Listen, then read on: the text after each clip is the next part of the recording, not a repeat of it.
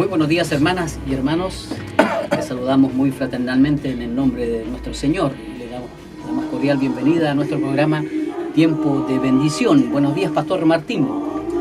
Buenos días, hermanos y hermanas. Que el Señor le bendiga en este gran día de primavera. Que la gracia de Dios sobreabunde sobre nuestras vidas y que Dios siempre nos esté acompañando durante este hermoso día. Amén. Saludamos como todos los días a nuestro hermano David, nuestro camarógrafo, ¿cierto?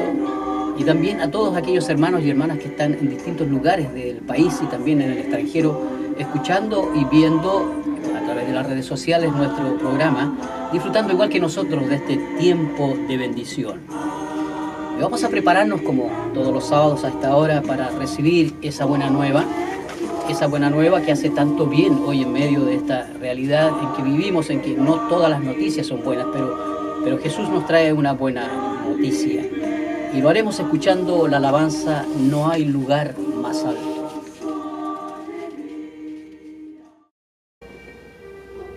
Estimados hermanos y amigos, estamos ya preparados para recibir esta buena nueva. Pastor Martín, que el Señor le bendiga.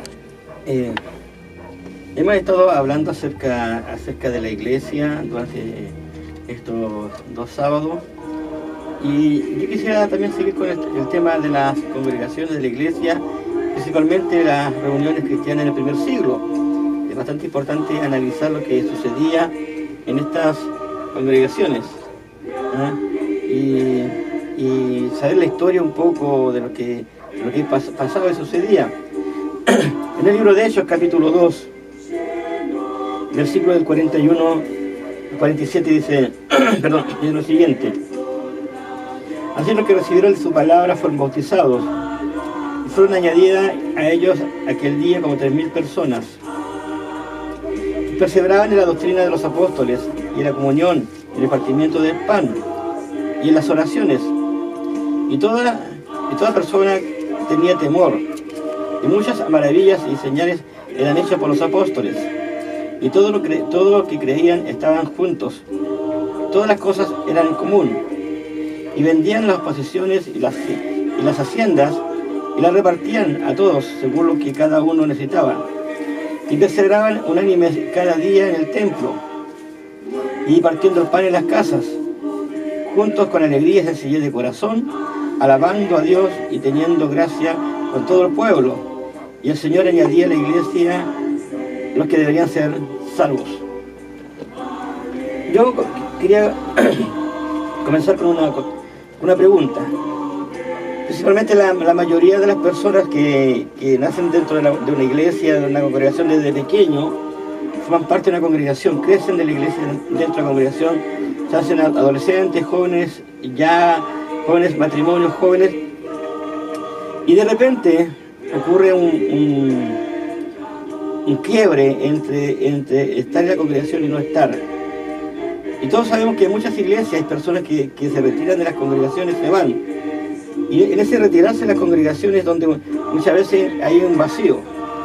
Y ese vacío no podemos decir un vacío social y un vacío espiritual. ¿En qué sentido un vacío social? En el sentido de que han entrado en una iglesia, han compartido con los hermanos, han estado siempre con los hermanos. Su mundo ha sido siempre la congregación, su mundo siempre ha sido la iglesia. Entonces, a ver ese quebrantamiento, a ver esa división, los hermanos, algunos se van y no hayan qué hacer. ¿A dónde ir?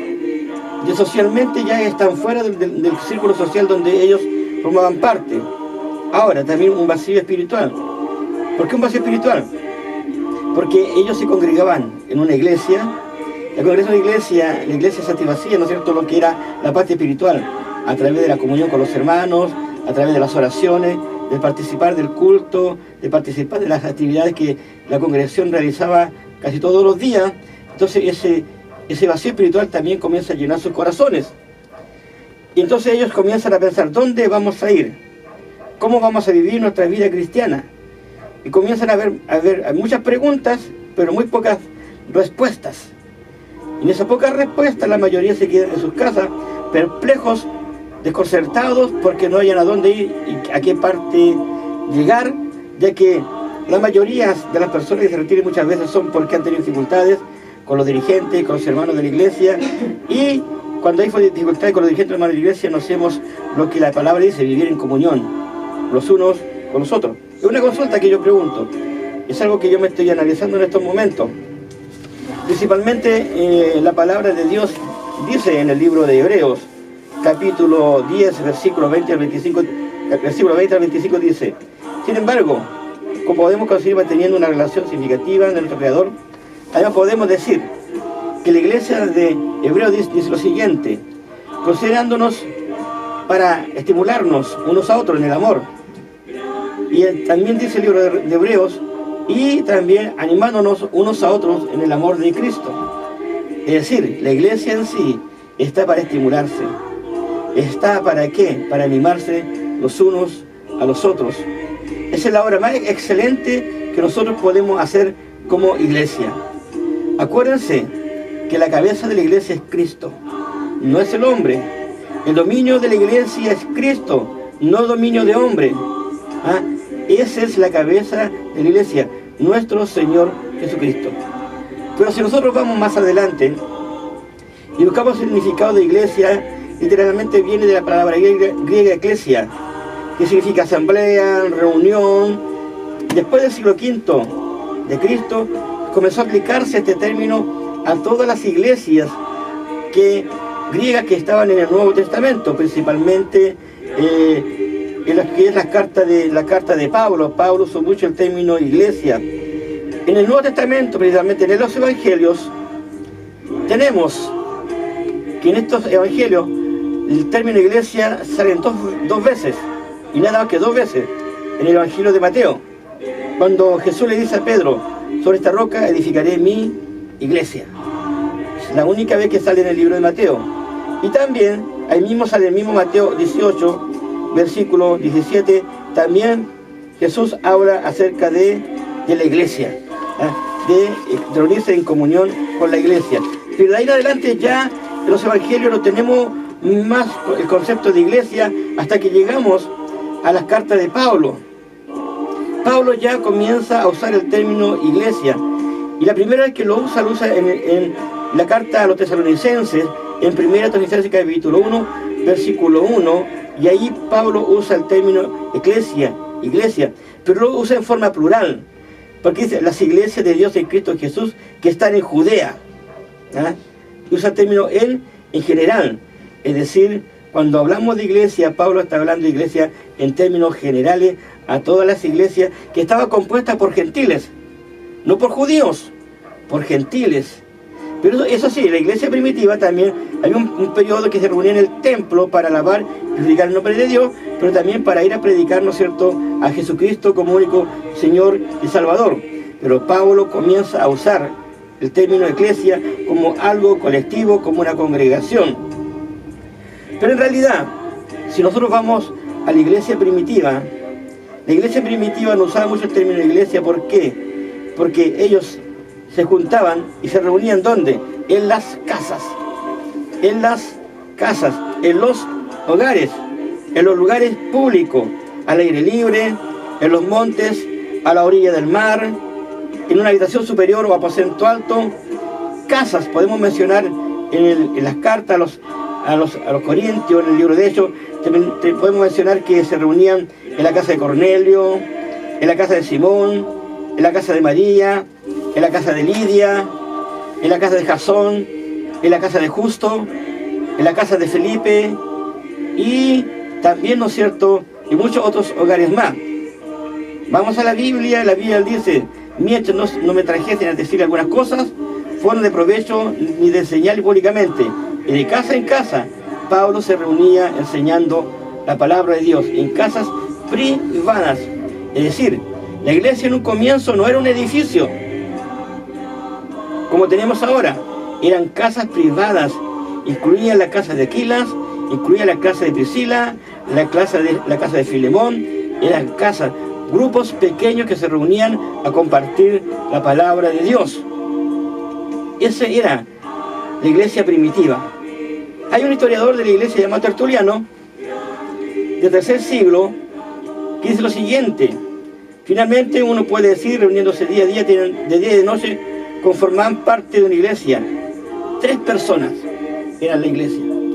¿Y por qué 3 personas? La mayoría se pregunta, ¿por qué 3 personas forman parte de la iglesia? Acuérdense que la iglesia del primer siglo era una iglesia perseguida por el Imperio Romano. Era una iglesia que se reunían en las casas, se reunían en las catacumbas, se reunían en lugares privados donde no podrían ser pillados, porque si eran alcanzados y sabían noticias de que ellos estaban reuniendo, venían los soldados del Imperio Romano, se los llevaban presos y eran llevados al circo romano, eran quemados, crucificados y enviados también a los leones para que fueran devorados. Entonces, los grupos de personas que se reunían en las casas no eran más allá de 5, 4 personas. Es decir, no eran grandes congregaciones, porque si ellos, los romanos, observaban que en un hogar se reunían 30, 40 personas, decían, algo está pasando ahí, y enviaban a sus soldados a tomar preso a todos los que se reunían en esos momentos. Pero lo más importante, en esta iglesia primitiva, dice, compartían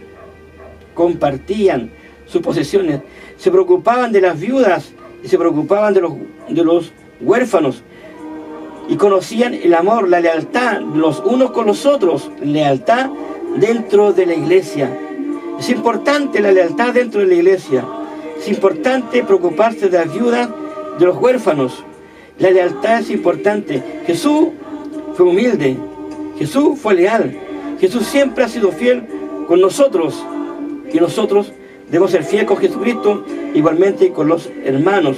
Y la comida es importante, dice, y partían el pan en sus hogares, en las casas, comían con sinceridad, con alegría, alabando a Dios, teniendo el favor de toda la gente. Es decir, toda la gente reconocían que las personas que se reunían en los hogares eran personas cristianas, que conocían a Jesucristo, porque era gente sincera, era gente feliz, era gente alegre, que tenía favor del pueblo, compartían todo lo que ellos tenían, que es diferente a las iglesias de hoy día. Las iglesias de hoy día nos encerramos en nuestros templos, en nuestros cultos, y muchas veces no miramos lo que sucede a nuestro alrededor. El compañerismo, la adoración, la comida, el amor ágape, estaba ahí en la iglesia. La palabra de Dios era un emblema importante. Cantaban canciones, escuchaban la palabra, se enseñaban, se estimulaban los unos a los otros, con toda sabiduría, con gratitud de corazón, cantando salmos, himnos y cánticos espirituales. Y cualquier cosa que hacían, conforme a la palabra, lo hacían en el nombre de Jesús, dando gracias a Dios Padre en todo lo que estaba sucediendo en esos momentos. Y esa era la iglesia primitiva. Esa era la iglesia después del Pentecostés, después de la ascensión. Esa era la iglesia primitiva, una iglesia que compartía, una iglesia que hacía que el reino de Dios se hiciera partícipe aquí en la tierra. Acuérdense que Pedro dice, somos nación santa, pueblo escogido. ¿Para qué? Para glorificar el nombre de Dios, para hacer luz en medio de la oscuridad. Dios nos llama a hacer luz, Dios nos llama a ser guiados por el Espíritu Santo. Con lo que yo he hablado, con lo que yo he leído, entiendo ahora muchas veces la palabra de Jesús cuando dice, donde hayan 2 o 3 reunidos en mi nombre, ahí estoy yo. ¿Por qué? Porque donde hay 2 o 3, como en la iglesia primitiva, ahí estaba el Espíritu Santo, ahí estaba nuestro Señor Jesucristo.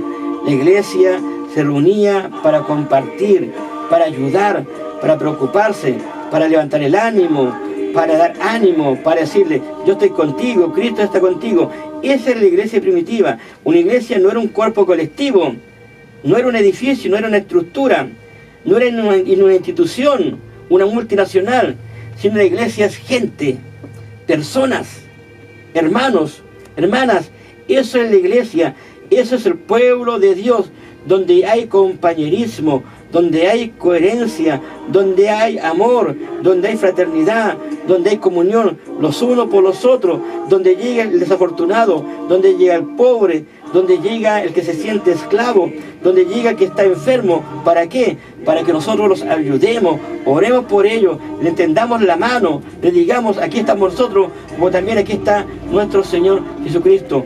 El Pentecostés nos dejó una tarea muy grande, de predicar la esperanza en el reino de Dios, de predicar a nuestro Señor Jesucristo, no una iglesia como institución, sino una iglesia de personas, de muchas personas reunidas. La iglesia es persona, la iglesia no es estructura, la iglesia no es un edificio, la iglesia son personas que se reúnen a alabar y glorificar el nombre de nuestro Señor Jesucristo. Eso es la iglesia. Y todos alababan a Dios y se gozaban y tenían en favor del pueblo. Y el Señor agregaba cada día a la comunidad lo que debían ser salvos.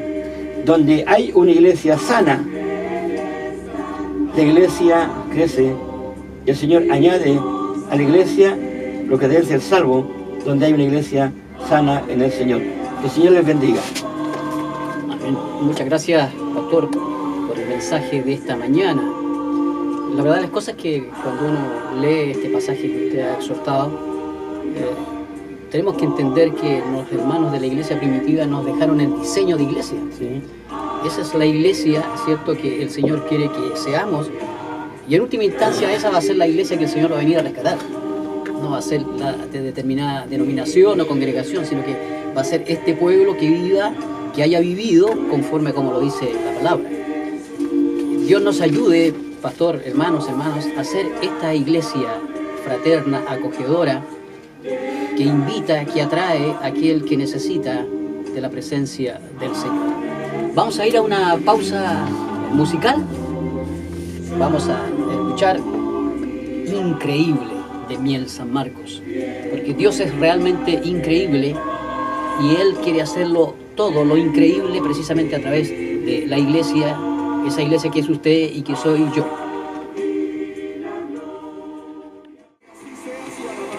Estimados hermanos y hermanas, seguimos disfrutando de este tiempo de bendición. Hoy con ese tema que nos apasiona, la iglesia. La iglesia nos apasiona y la iglesia somos nosotros. Nosotros tenemos que ser los apasionados por este Dios increíble, como dice la canción, pastor. Un Dios increíble. Sí, bastante increíble. Lo que estábamos conversando recién, hermano Jorge, también con nuestro hermano David aquí al lado, muchas veces a nosotros se nos ha enseñado acerca de una fe organizada. ¿Qué quiere decir una fe organizada? Simplemente a nosotros se nos enseñó, esta es la fe, de esta forma es la fe, y así debemos practicar la fe. Es decir, la mayoría de los líderes, pastores, quienes sean, hemos organizado la fe, se nos enseñó de esa manera a los miembros de esta iglesia. Y como hemos organizado esa fe, no le hemos dado, ¿no es cierto?, una amplitud a lo que es la fe. La fe es mucho más allá de tenerla organizada, sino que va mucho más allá. La iglesia primitiva tenía fe en Jesucristo, pero no tenía una fe organizada, tenía una fe libre, no una fe prisionera y esclavizada como la tenemos la mayoría de nosotros como cristianos, era una fe libre. Y es por eso que en el tiempo antiguo, la iglesia primitiva ocurrían los prodigios, ocurrían los milagros, porque no cuestionábamos la fe, no se cuestionaban los hechos, sino que se seguía adelante con lo que Jesús había entregado. Pastor, los discípulos le pidieron en una ocasión al Señor, aumentanos la fe. Podríamos entender, sácanos de ese encuadramiento que nosotros tenemos para poder ver cosas mayores a través de la fe. Es decir, aumentanos la fe para poder ver la dimensión sobrenatural de tu poder.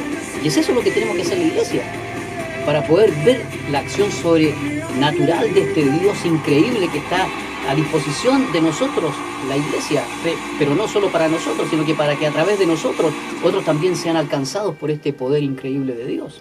Pues yo creo que en ese sentido, muchas veces hay muchos hermanos dentro de nuestras congregaciones que viven, ¿no es cierto?, en un oasis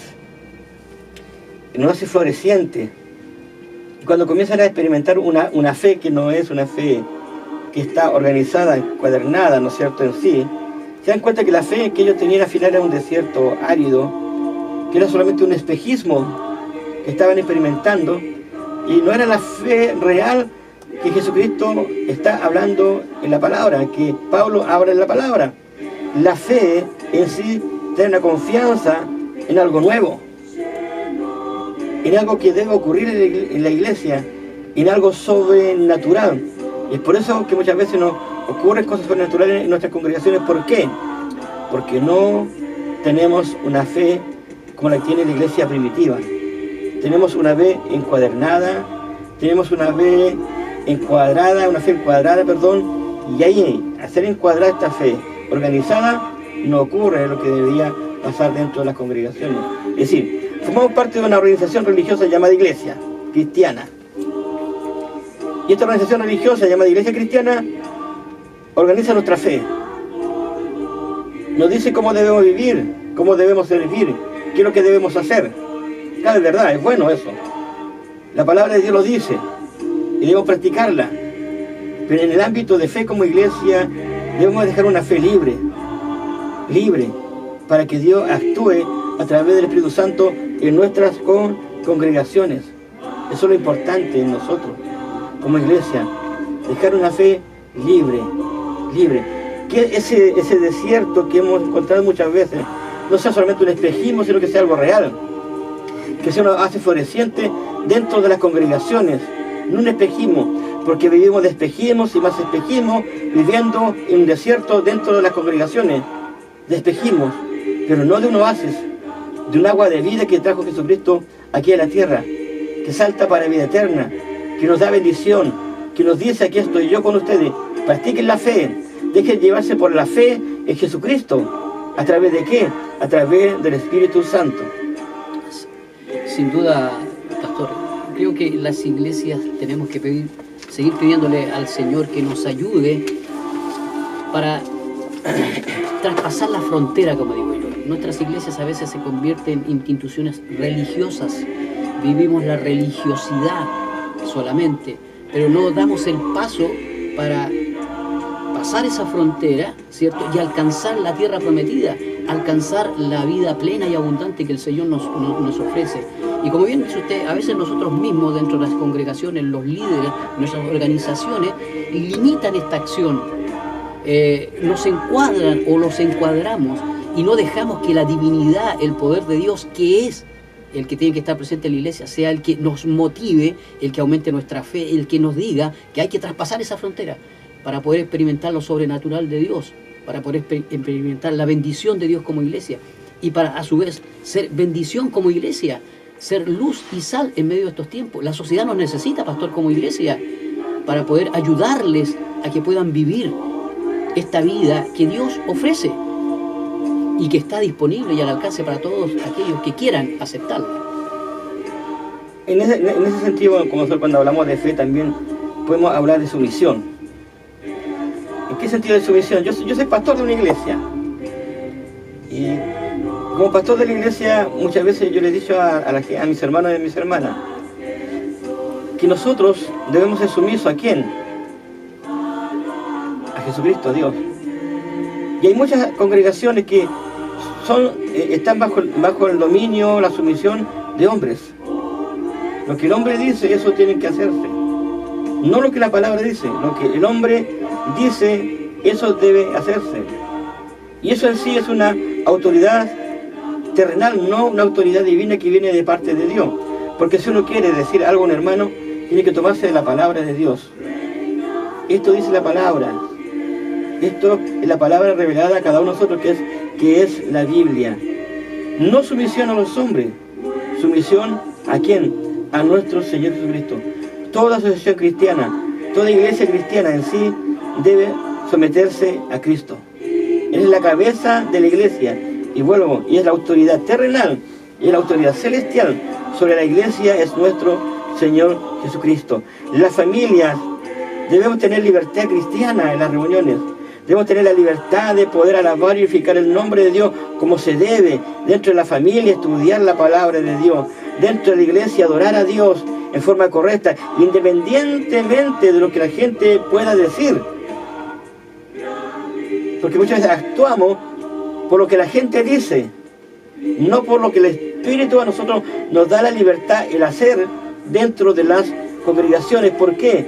Porque les vuelvo a decir, estamos bajo una autoridad terrenal, autoridad de hombre, hemos organizado la fe, hemos organizado la alabanza, hemos organizado la iglesia, la hemos organizado en forma humana, no bajo la dirección del Espíritu Santo. Y es ahí muchas veces donde a nosotros como cristianos nos cuestionan.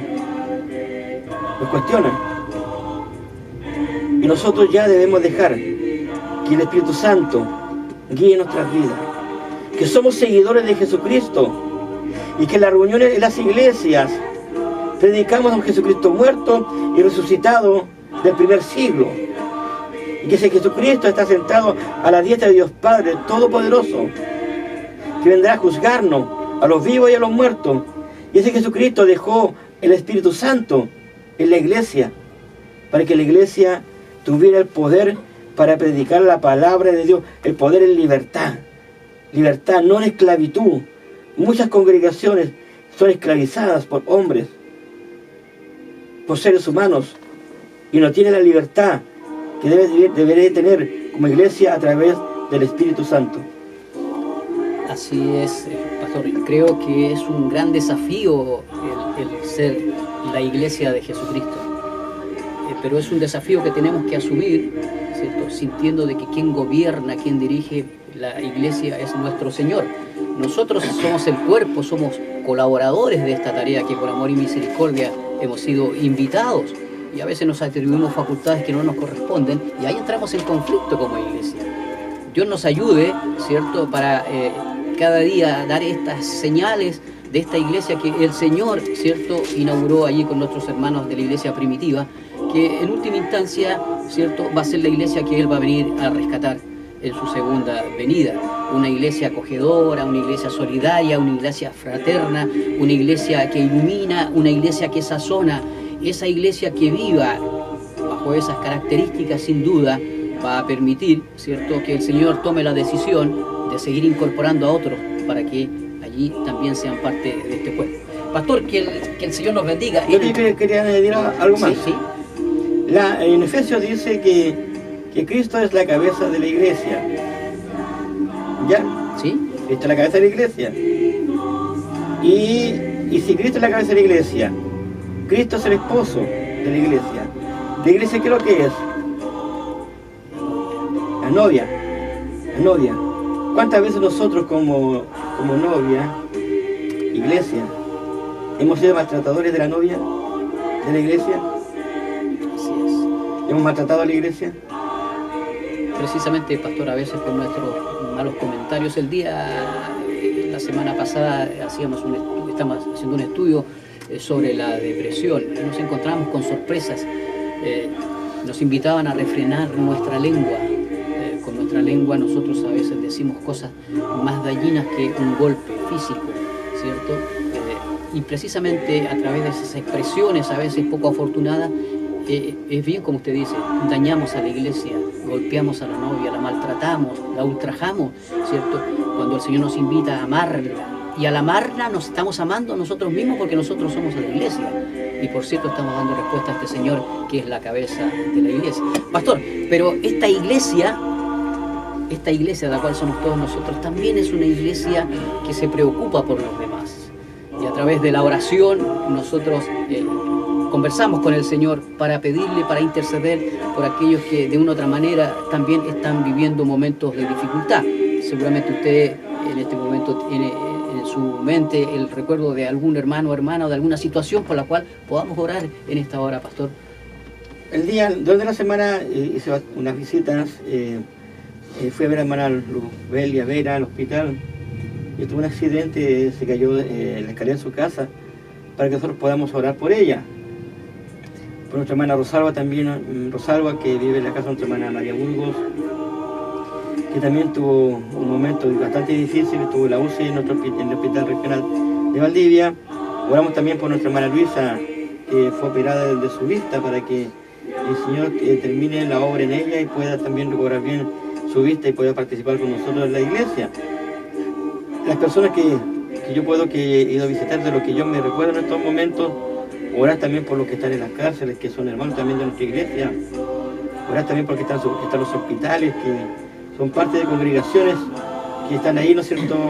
Han sido operados, van a ser operados, están enfermos con enfermedades terminables que para el hombre no hay salvación, pero nosotros creemos en un Dios que hace lo imposible. que todo lo imposible es posible para Dios. Eso es. En eso creemos nosotros, en un Dios que hace todo lo posible para sanarnos, para guiarnos, para estar siempre a nuestro lado. Y así orando por nuestra hermana Nori también, que hasta no ha estado muy bien de salud también, con resfriado también, y que ha manifestado nosotros también en su cuerpo. Orar también por los jóvenes de nuestra iglesia. Yo tengo una reunión con ellos también para que el Señor nos siga fortaleciendo.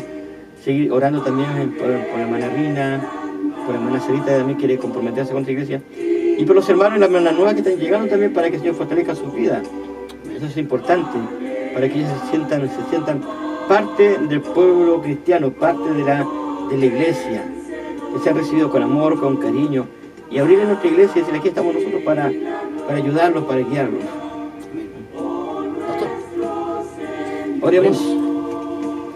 Y en esta mañana, Dios eterno, te damos gracias por este momento de compartir esta oración. Te damos gracias, Padre Celestial, porque hubo un grupo de hombres y mujeres que se reunían, Dios mío, en las casas, compartían el pan, compartían tu palabra, Dios mío, y la iglesia fue creciendo y creciendo y creciendo.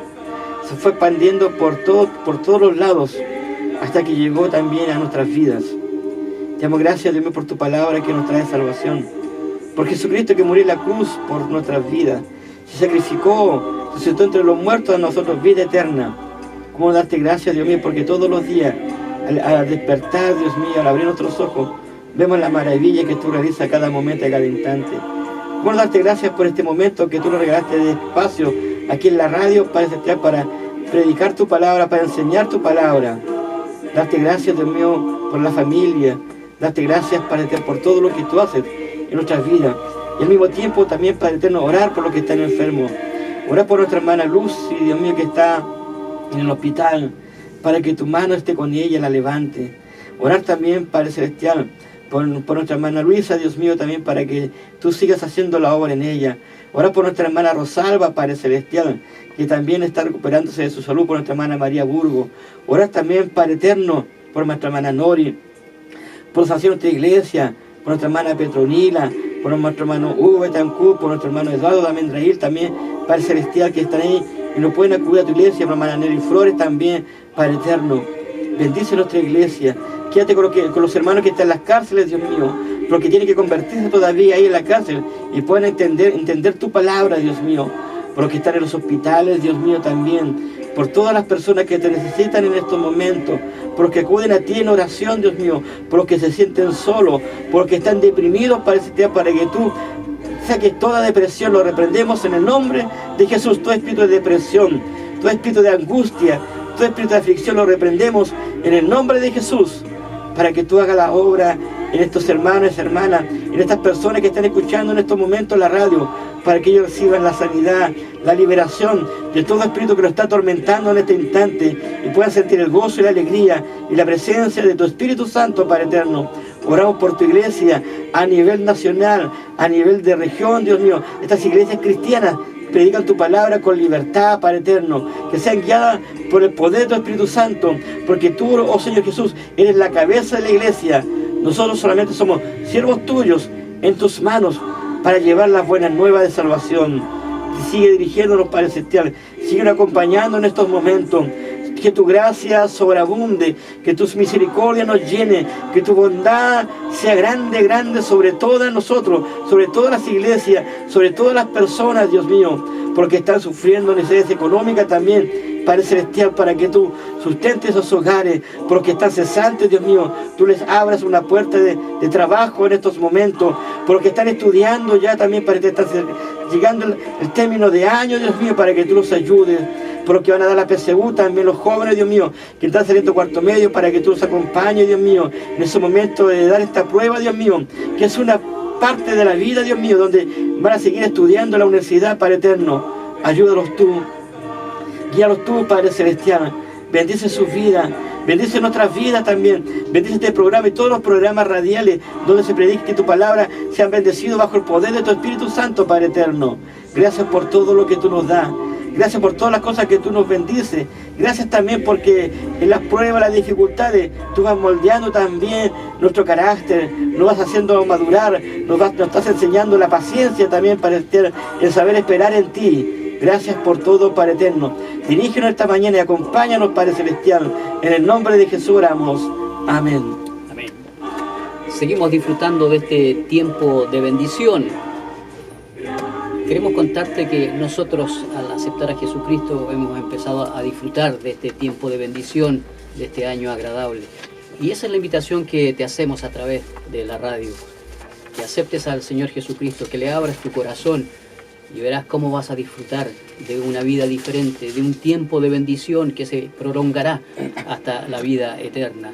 Te invita el Señor quiere que tú también seas parte de esta iglesia, de este cuerpo del cual hemos estado hablando en esta mañana. Porque este Dios es un Dios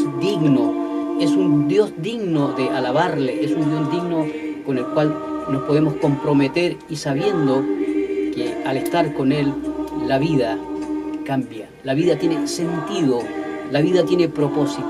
Y es por eso que vamos a ir a una pausa musical y vamos a escuchar Digno de Marcos Barrientos.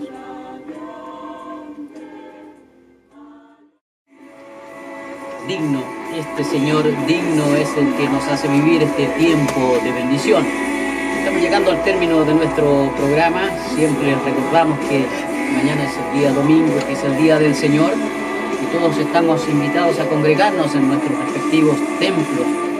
Y si usted no tiene dónde congregarse, siente el deseo de hacerlo, le invitamos a nuestra iglesia metodista Templo La Trinidad, ubicado en calle González Bustamante 1870. Nosotros comenzamos a las 9 de la mañana con un tiempo de oración, luego a las 10 tenemos escuela dominical y a las 11:30 horas tenemos un culto. Y va a ser un culto muy especial porque nosotros los laicos de la iglesia metodista estamos celebrando nuestro día. Así que será un culto muy especial. Todos y todas serán muy bienvenidas y bienvenidos. Pastor Martín. Que el Señor les bendiga en esta mañana. La esperanza de que Dios está con nosotros y está con ustedes. Amén. Si se han sentido angustiados, tristes, tengan la confianza que la oración que hemos realizado, Dios va a hacer la obra y la seguirá haciendo. A los que están enfermos, Dios ha puesto sus manos sobre su enfermedad.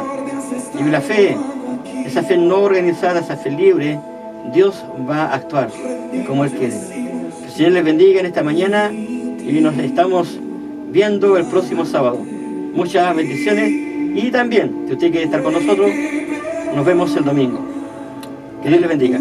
Amén. Que el Señor les bendiga hasta el próximo sábado, si Dios así lo permite, para disfrutar nuevamente de un tiempo de bendición.